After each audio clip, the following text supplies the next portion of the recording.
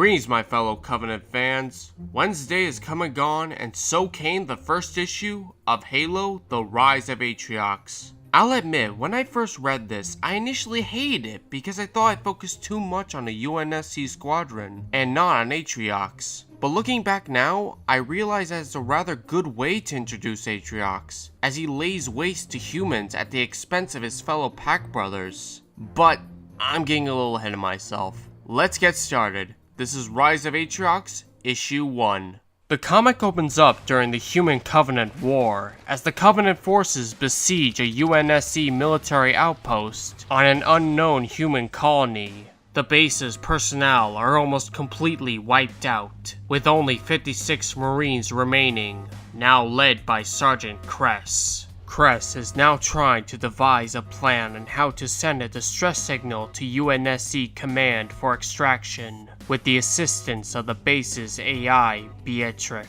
But when a Covenant-heavy destroyer floats over the base, their chances are very grim.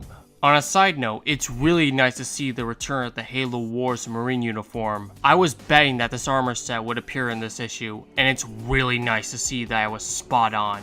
Anyway, one of the Marines noticed a dying Jiro Hanai attempting to communicate to the soldiers, but Kress decides to ignore him and let him bleed to death. Then, out of nowhere, the base is under attack again by brutes, led by none other than Atriox himself. Stopping again, I really love that the Halo 2 brutes are being used for this issue, as these brutes were probably mostly seen during the Covenant War, not their power armor version from Halo 3. Moving forward, under Atriox's leadership, the brutes are able to destroy the outer defenses protecting the base and proceed inside. The Marines then hold down the main corridor and began mowing the brutes down with their superior numbers. But when Atriox leads the charge, the line is broken, and the remaining Marines are then forced to fall back to a Warthog to make their escape. However, before they were able to be clear of the brutes, Atriox fires a fuel rod at them, and the Jeep implodes, leaving Kress the only survivor. This was my favorite part of the issue, as it showed how much of a shot Atriox is. Kress then makes her final stand against Atriox, but is quickly overpowered by the Jiro Hanai, and is knocked to the ground as Atriox slams his hammer down upon her, killing her instantly.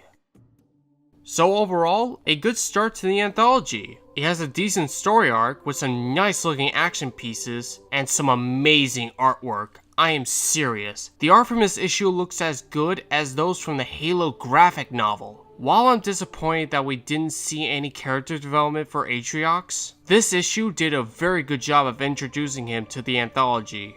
Though I do have some minor complaints. Mainly that this issue focused a little too much on Kress. I was expecting a little more character development for Atriox, seeing as how this issue is the Rise of Atriox. The only other complaint I have with this comic is that in some panels, the characters talk with their mouths closed. I am not a big fan of that, though that only happens in 1 or 2 panels. But still a good way to introduce Atriox in this series. Overall, I give Rise of Atriox issue 1 an 8 out of 10. While it's not as amazing as I thought it would be, it's still a good start. Now, I'm really looking forward to the next issue, as we'll see the Executioner, the Sangheili from Atriox's origin in Halo Wars 2, squaring off against our favorite brute. Until then, may Urus's everlasting light shine upon you all. Victory to Clan and Kin, my fellow Covenant fans. Covenant Cannon, out.